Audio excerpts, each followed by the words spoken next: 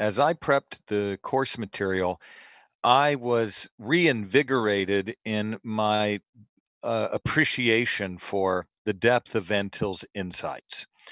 And I'll say this: the when Van Til's dealing with idealism, one of the brilliant dimensions, and there are many, really close, just I'll just say ingenious dimensions of his critique, is he doesn't require you to commit to a German or British or American permutation of absolute idealism. And there are some significant differences.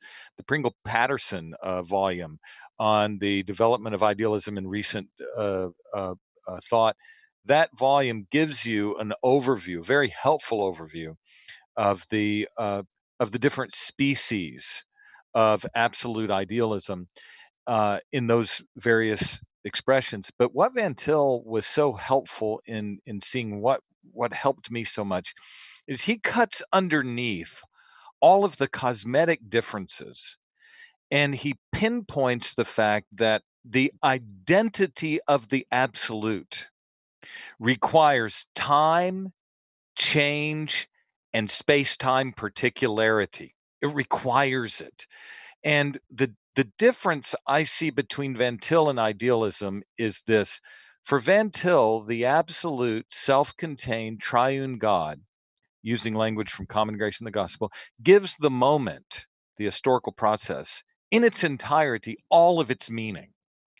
Without God himself being reciprocally or mutually conditioned by that historical process or needing that historical process in order to acquire his identity. But the absolute idealists, in the sharpest conceivable contrast of all permutations, insist that the absolute is the principle of unity, the space-time continuum is the principle of diversity, and the two are not only mutually related, but reciprocally and interdependently related to one another. And so when I was asked years and years ago in a various contexts, what did I think? This was around 2003. What is the most urgent issue that faces the church right now? I was fresh off a dissertation on Van Til, dealt with this some. And I said, well, I think it is the never ending problem, the ubiquitous problem, the resurgent problem of correlativism.